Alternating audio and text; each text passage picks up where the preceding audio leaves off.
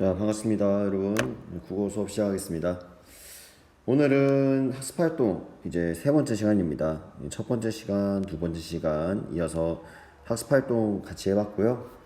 오늘은 이제 세 번째 시간에 교과서 100페이지 2번 활동부터 같이 해보고, 그다음에 소단원 본문 문제풀이 학습지 한번 같이 풀어보도록 하겠습니다. 하나씩 봅시다. 자, 우리가 지금 이 2번 활동에서 알아봐야 될 내용은 한글의 특성을 알아보는 거예요. 한글의 특성을 알기 위해서 이 알파벳, 우리 로마자라 부르죠. 영어의 알파벳과 한국어의 한글과 비교해 보면서 그 특성을 한번 확인해 보도록 하겠습니다. 지난 시간 또는 지지난 시간까지 내용이 잘 기억이 안 나는 친구들은 반드시 앞에 영상 복습하면서 내용 확인하고 따라와야 됩니다. 시험 기간 돼서 공부하려고 하면은 양이 너무 많아서 힘들 거예요. 미리미리 숙지해 둡시다. 자, 한글과 알파벳의 차이, 그래서 한글의 특성을 이 차이를 통해서 알아보자. 지금 여기 나와 있는 가운데 있는 발음 기관과 이 발음 방법 한번 같이 볼까요? 혀 끝이 윗잇몸에 붙었다 떨어지면서 나는 소리, 우리 이거를 혓소리라 그랬죠. 아설순치 후 중에서 설음에 해당하고, 혈음은 혀 끝이 윗잇몸과 만났다 떨어지면서 나는 소리라 했습니다. 그리고 이걸 혓소리라고 한다고 지난 시간에 공부를 했었죠. 그래서 혓소리에 해당하는 이 자음 글자들, 이 소리들만 볼게요. 글자는 니은, 디귿, 티읕, 그 각각의 소리는 느, 트, 이렇게 세 가지예요. 이거를 드라고 발음 안 했는데, 그러면 드라고 하면은 드라고 이 모음 소리까지 나버려서 그래요. 그래서 이 소리고요.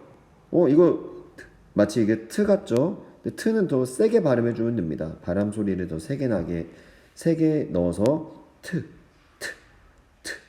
방금도 모음을 나도 모르게 넣었네. 트. 이게 이 T의 소리고요. 디귿 소리는 트. 이렇게 발음해주시면 됩니다. 근데 이 니은은 어쩔 수 없어요.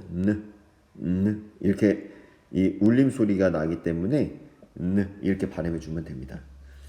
어쨌건 이게 그냥 트로 듣기 쉽게 발음을 할게요. 이게 수업을 대면해서 하면은 좀 그래도 마이크 소리 들으면서 하면은 잘 들릴 텐데, 기기를 녹음을 하니까 정확한 발음이 어렵네. 지금부터 편의상 이거를 트로 발음하겠습니다. 모음까지 붙여서 트 이렇게. 자, 이 혓소리 느드트는 우리 한글로 적게 되면 이걸로 적어볼까요? 이게 니은, 디귿, 티읕이라고 모양이 나오는데, 이런 모양, 여기다 획을 하나 추가한 이런 모양, 획을 두 개 추가한 이런 모양이 나오죠. 그런데 영어 알파벳 같은 경우에는 이 느드트라는 발음이 느, 드, 트 이런 모양으로 표기돼요. 그럼 영어와 한글, 영어 알파벳과 한국어의 한글을 한번 비교를 해보면, 이 느드트라는 소리는요, 실제로 같은 위치에서 나는 소리이기 때문에 소리가 비슷해요. 비슷합니다. 예를 들어서 이런 알파벳으로는 이런 소리죠. 또 이런 소리죠. 르는 좀 얘가 잘못됐네. 또는 이런 소리들은요, 소리가 완연히 서로 다릅니다. 그런데 이 소리들은요, 소리가 상당히 유사하죠. 그 이유는 같은 위치에서 나니까 어쩔 수 없이 유사한 거예요. 우리가 같은 부모님으로부터 나온 형제들끼리는 얼굴이 생김새나 아니면은 성격이 비슷한 면모가 있는 것처럼 같은 위치에서 발음됐기 때문에 그 위치의 특성을 가지고 있는 거죠. 그런데 알파벳은요 똑같은 소리예요. 얘도 마찬가지로 혀끝이 윗입모에 붙어서 나는 소리지만 모양이 전혀 다릅니다. 이를 통해서 우리가 알 수 있는 한글의 특성, 영어에는 없는 영어 알파벳에는 없는 한국어 한글의 특성을 알 수 있죠. 자, 그게 뭐냐? 첫 번째, 여기다 그냥 편의상 적어보겠습니다. 한글의 특성. 한글의 특성. 자, 볼게요. 한글의 특성. 한글은 같은 위치에서 소리나는 글자들의 모양이 비슷해요. 같은 위치에서 소리나는 글자들의 모양이 비슷하다. 그러면 영어는요? 미안합니다. 우리가 알파벳이라 부르는 로마자. 자, 알파벳은 이 같은 위치에 소리나는 글자의 모양이 비슷하지 않다. 이렇게 정리할 수 있겠죠. 자, 같은 위치. 혀끝이 윗잇몸에 붙어서 나는 이 혀끝에서 나오는 혀끝과 윗잇몸 만나서 나는 소리들의 모양이 비슷해. 그리고 근데 얘네들은 모양이 비슷하지 않다. 이거를 바꿔 얘기하면 어떻게 얘기할 수 있냐면요. 소리가 비슷해. 왜? 이 같은 위치에서 나니까. 소리가 비슷하니까 모양도 비슷해. 즉, 소리의 비슷함이 모양의 비슷함으로 들어있는 거죠. 근데 영어 알파벳은 소리는 비슷한데 모양이 다른 거죠. 같은 위치에서 났는데 모양이 다른 거죠. 같은 위치에서 났는데 모양이 비슷한 거죠. 요 차이입니다. 여러분들 헷갈리니까 한 번 더 정리할게요. 같은 위치에서 소리가 났다는 건요. 소리가 비슷하다는 거예요. 같은 위치에서 소리가 나서 소리가 비슷한 이 글자들끼리 모양이 비슷하다. 모양이 비슷하지 않다. 이렇게 정리할 수 있어요. 요 내용들. 이걸 다른 말로 얘기하면 소리가 비슷한 이렇게 설명할 수 있겠죠. 설명 끝내주겠다. 자, 두 번째. 그 이유는 뭐야? 왜 이런 문제가 발생하는 걸까요? 자, 그 이유는 소리가 나는 위치에서 기본자를 만들었죠. 그리고 기본자로부터 어떤 원리를 적용해서 다른 글자들을 만들었어요. 자, 소리가 나는 위치에서 기본자를 만들었어요. 한글은 이 기본자로부터 어떤 원리를 적용해서 다른 글자들을 만들었어요. 이해 갔나요? 자, 어떤 원리, 창제 원리를 적용했죠? 바로 가획의 원리를 적용한 거죠. 좀 말이 꼬이네. 그 이유는 정리해 봅시다. 소리가 나는 위치, 소리가 만들어지는 위치, 소리가 나는 위치, 이걸 좋은 위치라 그럽니다. 위치별로 기본자를 만들고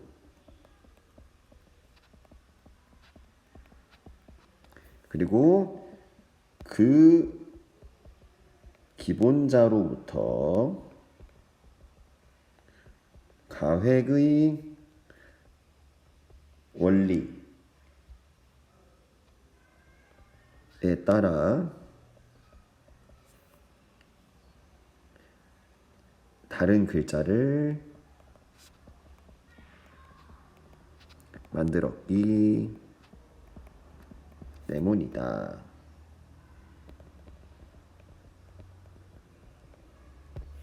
자, 여기서 여러분들 헷갈리시면 안 되는 게 기본자로부터 그냥 아무거나 만든 거 아닙니다. 여기 있는 이 다른 글자는 어떤 다른 글자겠어요? 같은 위치에서 나는 소리들이겠죠. 이 위치. 같은 위치에서 나는 다른 소리에 해당하는 글자겠죠. 이제 이해 가시죠? 헷갈리면 안 돼요. 이게 말이 막 비슷하니까 헷갈립니다. 정리합니다. 첫 번째, 이 학습활동 2번. 야, 이렇게 시간이 너무 많이 갔는데 어떡하지? 이거 빨리빨리 해야 되는데. 자, 한글은 같은 위치에서 나는 서로 다른 소리들이 다 비슷한 모양의 글자들로 만들어져 있다.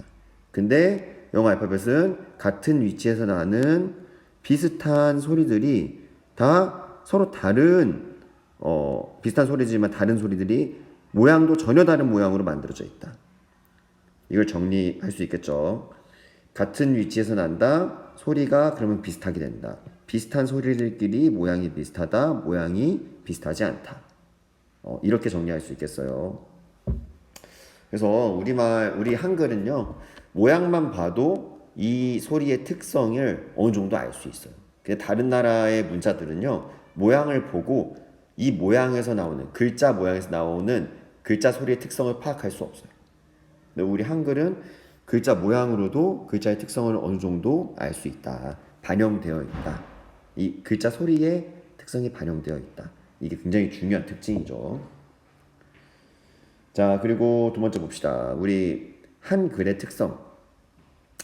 이 첫 번째 이거 이렇게 여기 이렇게 적자. 이게 첫 번째 특성이라고 하고 이렇게 자꾸 이렇게 이런데 빠지면 안 되는데 이쁘게 만들라고 이렇게 한번 정리해 볼까요?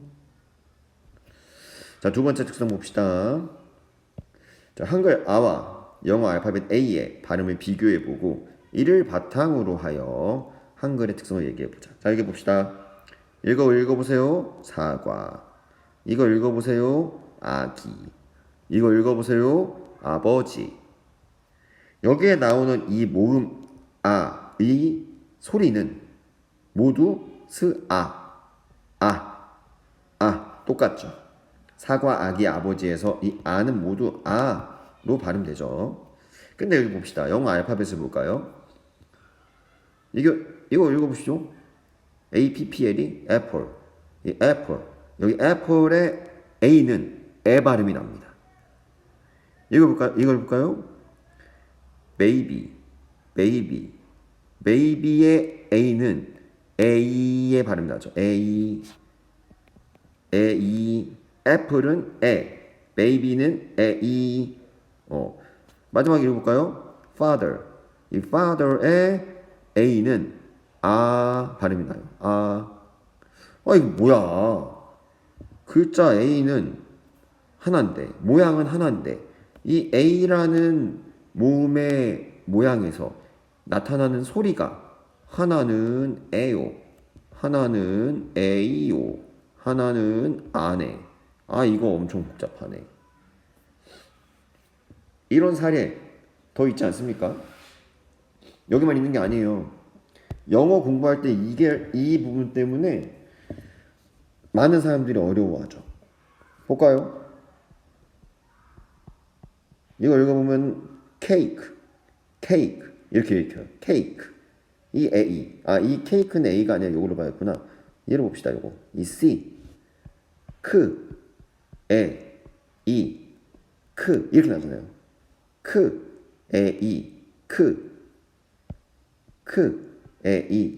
이렇게 적은 거야. 그럼 처음에 C 발음은 어떻게 납니까? 크로 나요. 근데 이 C가 잘 C로 나다가 이거 한번 볼까? 자, 이거 읽어볼까요? 사이더. 이거 사이다야, 사이다. 우리가 콜라 사이다 할 때 사이다. 이때 C는 어떻게 발음 날까요? 이렇게 발음하잖아. 또는 이렇게 쓰라고 하기도 하고 스라고 하기도 하고 일단 스 발음이 나요. 똑같은 글자인데 똑같은 모양인데 이 모양의 소리가 알파벳은 다르다. 알파벳은 모양이 하나인데 소리값이 여러 개가 나온다. 알파벳은 모양이 하나인데 소리값이 여러 개가 나온다. 근데 한글은 모양이 하나면 소리가 하나만 나온다. 모두 아 소리밖에 안 나잖아. 그죠? 정리합니다.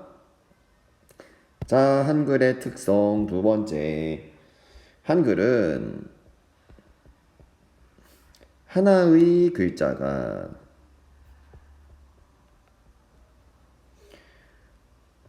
하나의 소리 값을 가진다.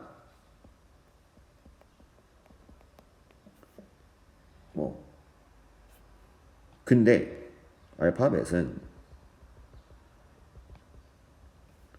하나의 글자가 여러 개의 소리값을 가진다. 요 차이죠. 한글은 하나의 글자가 하나의 소리값을, 하나의 글자에서 소리가 하나만 나는데 알파벳은 하나의 글자에서 하나의 모양에서 여러 개의 소리가 나오죠. 그래서 어떻게 정리할 수 있냐? 하고 한글은 어떤 게 더 읽기 쉬울까요? 처음에 문자를 배울 때 어떤 문자가 훨씬 더 쉽게 배울 수 있을까요? 또 쉽게 읽을 수 있을까요? 한글을 더 쉽게 읽을 수 있습니다. 그래서 한글은 영어 알파벳보다 더 쉽게 읽을 수 있다. 또 익힐 수 있다. 이렇게 정리해 볼 수 있어요. 영어 알파벳보다 배우기도 쉽고 읽기도 쉽습니다. 왜? 문자 하나의 모양에 소리가 하나만 연결되니까. 근데 외국 문자의 경우에는 하나의 모양에 소리가 여러 개가 연결된다. 이게 불편한 점이죠. 여러분도 많이 느끼셨을 거예요. 자, 넘어갑니다. 이렇게 해서 한글의 특성 여기 1번, 2번 봤습니다. 자, 이제 3번 넘어갑니다. 이번에는 이 한글 자체의 특성이라기보다는 한글을 운용할 때의 특성인데 우리 합자에 해당하는 부분이었죠. 운용 방식. 자, 문자의 자음자와 모음자를 모아 써서 나를 완성하고 가와 나를 비교해 봅시다. 그리고 모아쓰기의 장점을 말해 봅시다. 가와 나 한번 봅시다. 일단 완성부터 해보래. 이거를 모아 써서 완성이라. 근데 모아 쓰다라는 게 무슨 말인지 한번 봅시다. 여기 도움을 한번 볼까요? 이 첫 소리, 가운데 소리, 끝 소리. 우리 공부한 내용 한자어로 하면 어떻게 됐죠? 초성, 중성, 종성, 자음, 모음, 자음을 차례로 늘어놓아 쓰는 방식을 풀어쓰기라고 한다. 이렇게 지금 여기 가에 있는 것처럼 쭉 풀어쓰는 걸 풀어쓰기라고 하고요. 이 초성, 중성, 종성을 묶어서 쓰는 이 합자의 방식이죠. 이렇게 묶어서 쓰는 방식을 모아쓰기라고 한다 그랬어요. 자, 가는 풀어쓴다, 풀어쓰기가 적용되었다. 이거를 모아쓰기를 적용시키면 나가 나온다. 모아 써볼까요? 이거 딱 보면 알겠죠? 느, 아, 앗, 느, 오, 옥, 고. 이건 이제 노코를 읽어야 되죠. 왜냐면 히읗과 기역은 합쳐지면 크가 되니까. 그이, 역, 자도 모른다. 자, 위에 있는 가에 풀어쓰기가 적용된 문장, 밑에 있는 나의 모아쓰기가 적용된 문장. 그리고 이걸 비교해 보래. 그래서 장점과 단점을 한번 비교해 보라고 했는데 어떤 게 더 읽기 쉬워요? 읽기 쉬운 거. 적어볼까요? 이 가의 장점과 나의 장점이 있는데 나의 장점, 가의 장점. 어떤 게 더 읽기 쉬워요? 가와 나를 봤을 때. 나가 더 읽기 쉽죠? 장점, 읽기 쉽다. 얘는 읽기 단점으로 들어가야겠네. 읽기 어렵다.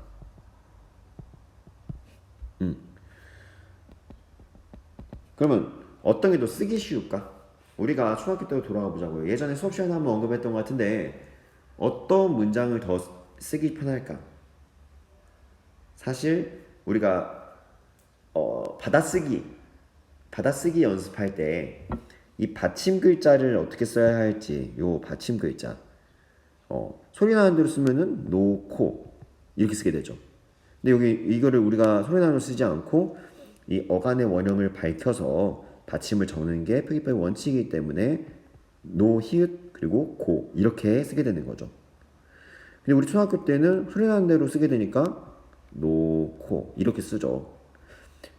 이렇게 아니면은 여기 있는 것들도 낫도 이게 낫인지 아니면은 낫인지 구별 잘 안 가는데 근데 이런 부분들의 불편함이 있어요. 이 모아쓰기를 하고 원형을 밝혀 적기를 할 때는.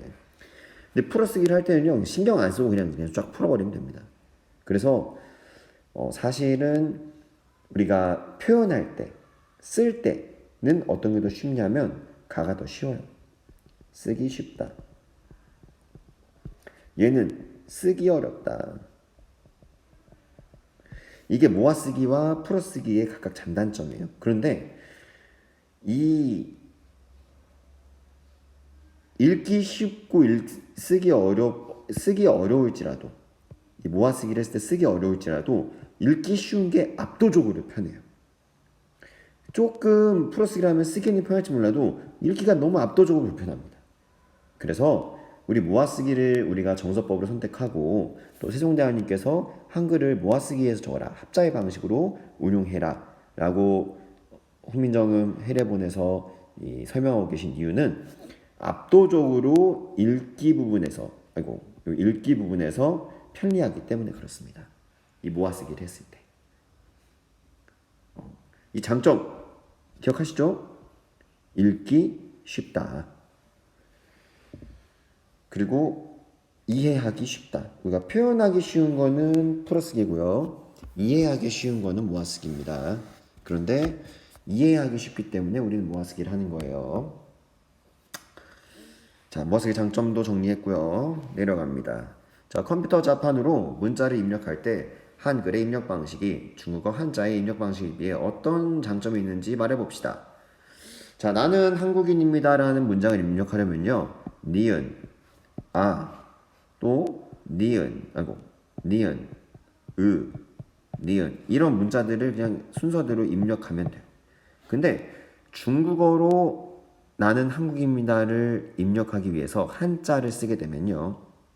중국어를 사용하면은 이 문장을 我是 한국인 이렇게 적을 수 있을 것 같은 읽을 수 있을 것 같은데 我是 한국인 맞는지 모르겠다. 성조는 한국인에 해당하는 부분에서 이 은 이게 사람인을 의미하는 발음이에요. 그래서 우리는 한국인입니다. 이 인을 쓸 때 나는입니다. 한국인. 나는입니다. 한국인에 해당하는 말인데요. 인에 해당하는 거는 그냥 인 이렇게 적으면 인 소리 나는 대로 표기가 되는 거죠. 근데 영어는 run에 해당하는 사람을 의미하는 run에 해당하는 글자를 쓰려면 이 사람 인자 글자를 이 키보드에서 적을 수가 없어요. 왜? 키보드의 자판은 유한한데 얼마 안 되죠. 한 20몇 개, 30몇 개밖에 안 되죠. 근데 한자의 개수는 수십만 자잖아요. 수십만 자를 여기다 다 이렇게 막 입력해 놓을 수가 없잖아. 그러니까 한자를 입력할 때는요. run이라는 이 발음 나는 이 알파벳을 발음 나는 대로 먼저 입력을 해요. 그리고 변환하기 버튼을 딱 누르면 이 run이라는 소리가 나는 다른 글자들이 나와요. 그래서 입력을 합니다. 그러면 우리 한글은 그냥 치는 대로 입력이 되는데 중국어의 한자는 소리 나는 대로 먼저 알파벳으로 입력을 하고 그 다음에 이걸 변환을 해서 또 선택을 해줘야 되니까 입력하는 시간이 훨씬 더 불편하겠죠. 그래서 우리 한글의 입력 방식이 중국어의 한자를 입력하는 방식보다 훨씬 간편하다는 게 장점입니다. 간편하다. 여기 적으세요, 여러분. 내가 필기 안 해도 여러분 내가 필기하는 것보다 훨씬 더 많이 필기하셔야 돼. 선생님 설명하는 내용 다 받아 적어야지. 간편하다. 그게 장점이다. 자, 구체적으로 적으면 한글은 그냥 자판을 누르면서 변환하지 않고 그대로 소리나는 대로 입력하면 되지만 중국어의 한자는 소리나는 대로 먼저 알파벳을 입력하고 로마자라 그러죠. 그리고 이걸 다시 또 변환을 시켜야 돼요. 그러니까 번거로워서 더 불편한 거죠. 그래서 입력 속도가 당연히 간편한 부분이 더 빠르겠죠. 한자를 입력하는 것보다 한글을 입력하는 게 훨씬 더 빠릅니다. 이거를 우리 한글로도 입력할 수 있어요. 한글로도 이응, 이, 니은 한 다음에 한자 키보드 자판 있잖아요. 한자 버튼 누르면 이렇게 툭 뜨잖아. 또 입력하면 되지. 똑같은 방식이야. 소리 나는 대로 쓰고 변환해서 입력한다는 건데 불편함이 있죠. 다음으로 소단원 본문 활동지 정리해 보겠습니다. 여기 보면은 처음부터 한번 같이 쭉 적으면서 봅시다. 시간이 너무 많이 지났는데 빨리 끝낼게. 더 진도를 끌 수가 없어요. 자, 우리나라 사람들의 문자 생활을 훈민정음 창제하기 이전에 어땠는지 한번 확인해 봅시다. 우리말을 옮길 글자가 없었다. 한국어를 옮길 글자가 없어서 어떤 글자, 어떤 문자를 빌려왔다? 중국의 한자를 빌려왔다. 자, 백성들은 문자로 소통하기가 어땠다? 쉬웠다, 어려웠다. 이 당시에 훈민정음이 없을 때는 불편했다.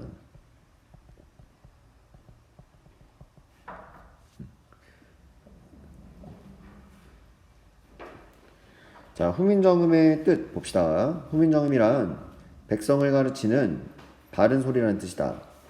1443년 누가 창제했다? 세종대왕님께서 창제하셨다. 자, 1443년에 훈민정음을 창제했고요. 1446년에 여기 나오는 대로 반포했습니다. 이제 널리 이제 공개한 거예요. 자, 자음자는 몇 글자? 17글자. 모음자는 11자. 그래서 총 28글자입니다. 창제 원리, 상형. 자, 상형의 원리는 우리 자음자를 상형할 때는 무엇의 모양을 본떴습니까? 자, 발음기관의 모양을 본떴죠. 본뜬 모양. 혓뿌리가 뭘 막는 모양? 목구멍을 막는 모양. 혓뿌리가 목구멍을 막는 모양. 아설순치 후에 해서 우리는 어떤 글자에 해당한다? 아, 어금니 소리에 해당한다. 기본자는 기역입니다. 혀끝이 무엇에 붙는 모양인가요? 두 번째 그림은 윗잇몸이죠. 윗잇몸에 붙는 모양. 이 모양 보면은 나온 기본 글자는 니은이고요. 아설순치 후 중에 설, 혓소리에 해당하는 이 부분입니다. 다음, 이건 뭐 봐도 알겠죠? 입술 모양이죠, 입술. 자, 입술의 모양. 미음을 기본자로 만들었고, 아설순치 후, 순, 입술 소리에 해당하는 부분입니다. 밑에는 보면 알겠지만, 여기 나와 있는 이 뾰족한 부분을 강조하고 있죠. 이의 모양입니다. 이. 치아 이의 모양이고요. 아솔순지 후에서 치, 이소리에 해당하는 부분입니다. 기본 글자는 시옷이죠. 마지막은 이 부분은 입이 아니에요. 여러분 헷갈리면 안 됩니다. 목구멍의 모양이죠. 자, 목구멍의 모양 아설순치 후 목구멍 소리에 해당하고요. 기본 글자는 이응입니다. 아이고 이게 맞나? 아닌데. 여기 옆으로 가겠구나. 오케이. 자, 그렇게 해서 기본 글자를 상형의 원리에 만들고 그리고 기본 글자에 또 무엇을 더해서 새로운 글자를 만들었어요. 기본 글자에 뭘 더했죠? 획을 더했죠. 획을 더해서 새로운 글자를 만들었는데 이 새로운 글자의 특징은 어땠냐? 소리가 세워졌다. 기본 글자에 획을 더해서 소리가 세워지는 걸 표현한 원리. 이 원리는 가획의 원리였습니다. 기본자 기역에 가획을 하면 키읔, 니은에 가획을 하면 디귿, 한 번 더 하면 티읕이죠. 미음에 한 번 가획을 하면 비읍, 두 번 가획을 하면 피읍입니다. 시옷에 한 번 가획하면 지읒, 두 번 가획하면 치읒. 이응에 한 번 가획하면 여린 히읗, 이 여린 히읗에 한 번 더 가획하면 히읗입니다. 이렇게 해서 가획의 원리에 의해 다른 글자들을 만들었다는 부분이 나왔죠. 이체는 자세히 다루진 않았어요. 수업 시간에 언급하긴 했지만. 자, 그다음 모음자를 만든 원리 정리해 봅니다. 자, 모음자의 기본자의 모음 글자의 기본자는 상행의 원리에 의해 만들었고요. 무엇의 모양을 본떠 기본 글자를 만들었냐? 천지인 삼재죠. 천지인의 모양. 하늘과 땅과 사람의 모양을 본떠서 기본 글자를 만들었습니다. 자, 본뜬 모양. 자, 하늘의 둥근 모양을 본떠서 기본 글자 아래 아를 만들었고요. 땅의 평평한 모양을 본떠서 기본 글자 으. 사람이 서 있는 모양을 본떠서 기본 글자 이를 만들었습니다. 그리고 이 기본자 아래 아, 으, 이 천지인 삼재를 의미한 이 기본자의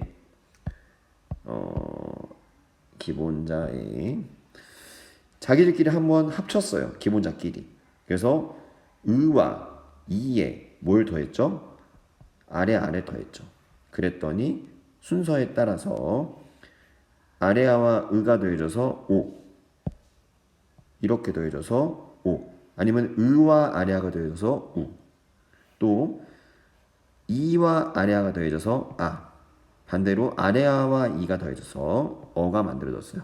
그리고 이 각각의 만들어진 초출자에 다시 무엇이 더 결합했다 그랬죠? 사람을 해당하는 이가 결합한다 그랬습니다. 그래서 제출자 요, 그리고 이거 자, 요가 유, 여, 이 네 글자가 만들어졌다고 배웠습니다. 이렇게 기본 글자끼리 합쳐서 새로운 글자를 만드는 원리를 우리는 합성의 원리라고 배웠습니다. 그리고 이 기본 여기 그리고서 끝난 것 같은데 더 없네.